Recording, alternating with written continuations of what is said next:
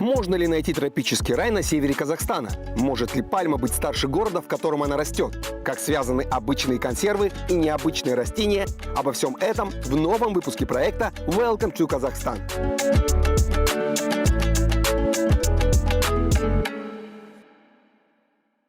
Ботанические сады или оранжереи всегда были признаком высокого культурного статуса города, любви жителей к его природе. Но не во всех населенных пунктах они есть. Петропавловску с ботаническим садом повезло. Он есть. Да еще какой. Сегодня мы там и побываем. Меня зовут Закиржан Мамлютов. Это проект Welcome to Kazakhstan. Давайте расширять кругозор.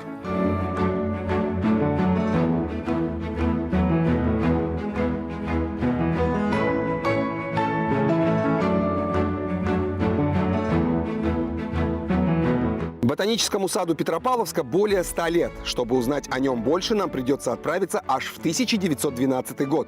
И связана эта дата, как ни странно, с появлением крупнейшего предприятия, на территории которого и стоит сейчас оранжерея, а именно мясокомбината.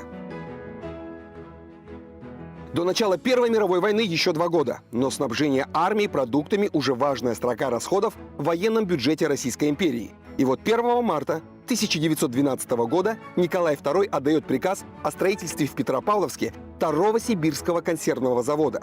Но какая же тушенка без лаврового листа? Вот так и возник на территории завода небольшой парник. Создать хозяйственную часть консервного завода для выращивания пряностей, лавра благородного, листья которого доставляются из Индии и Греции. Выращивать в русских глубоких парниках лук головкою на делянах. Для оного найти гражданского люду, знаемых толк в растительных делах. Создать сад, огород, парник, школу, больницу, прачечную. Именно такой приказ получил военный инженер полковник Ильхам Курапов. Таким образом, в будущем ботаническом саду появились первые саженцы – 12 лавров благородных. Почему 12? Просто в православной культуре это растение ассоциируется с апостолами, поэтому и саженцев привезли по их количеству.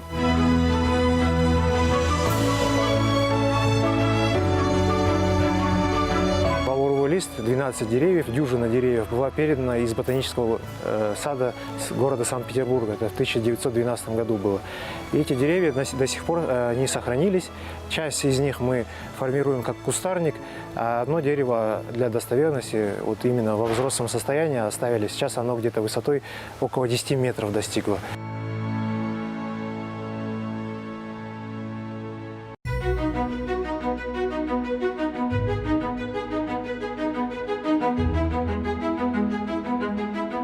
Шли годы, место Российской империи занял СССР. Изменились и посадки. Небольшой парник превратился в настоящий цветущий сад. Не последнюю роль в становлении оранжереи сыграл знаменитый садовод и художник Василий Осипов.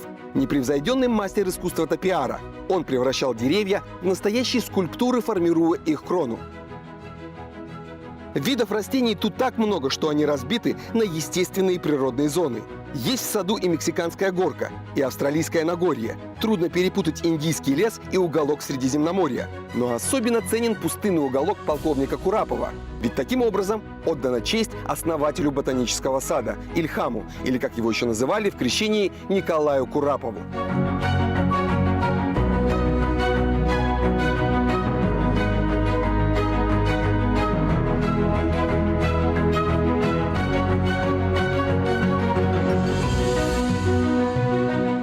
Растение носит название агава мексиканская. Это, в принципе, все между собой родственники. Это кактусы, алоэ, гастерии.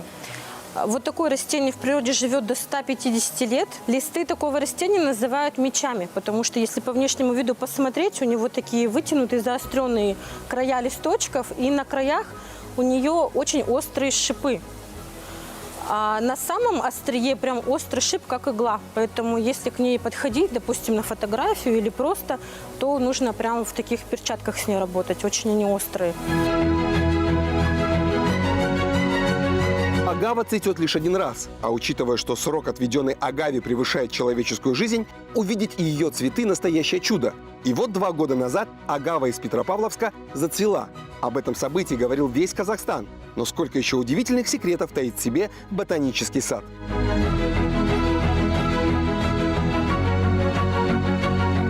Кто бы мог подумать, что в самом северном городе Казахстана Петропавловске могут расти бананы? Могут. Да еще какие. Созревают они ближе к осени, желтеют, и только после этого их можно употреблять в пищу.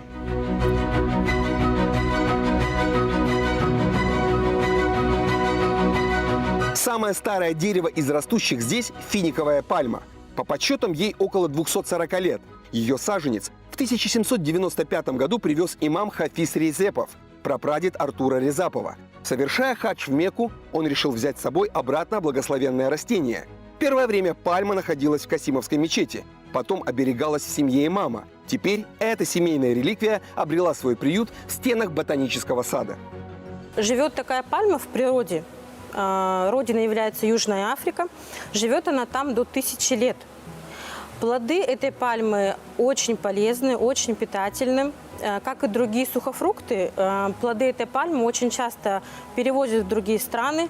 Они очень долгое время транспортабельны, они не портятся. Поэтому из-за сухого и жаркого климата, плоды этой пальмы очень-очень ценят.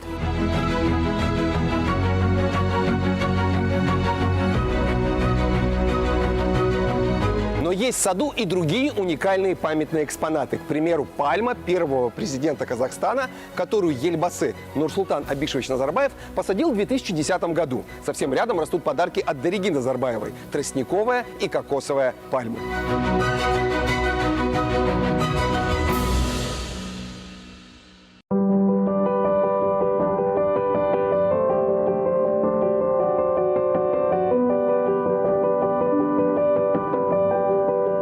Иногда значимые исторические личности привносили вклад в экспозицию ботанического сада, сами того не зная. Вот, к примеру, пандероза или кубинский лимон. Она привезена еще в 50-е годы с Кубы.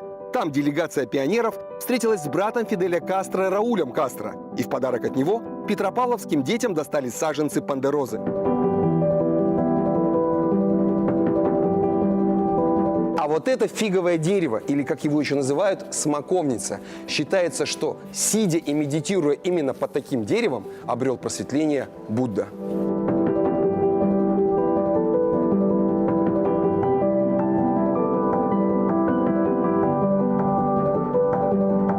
Если вы думаете, что посещать ботанический сад раз в году достаточно, то вы ошибаетесь. Ведь разные виды растений цветут в разные сроки. Именно поэтому увидеть розовые лепестки сакуры удастся только весной. А всю красоту некоторых других представителей флоры вы раскроете только в зимнее время. Узнать об особенностях растений вы сможете из экскурсий, которые проходят здесь ежедневно.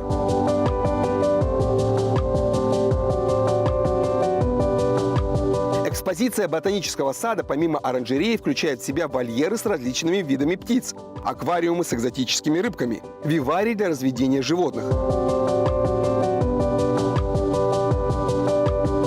Есть специальные вольеры для пострадавших диких животных. В разное время тут выхаживали зверей, попавших в трудную ситуацию, от пеликана до ослика. В ботаническом саду всегда готовы встать на защиту природы.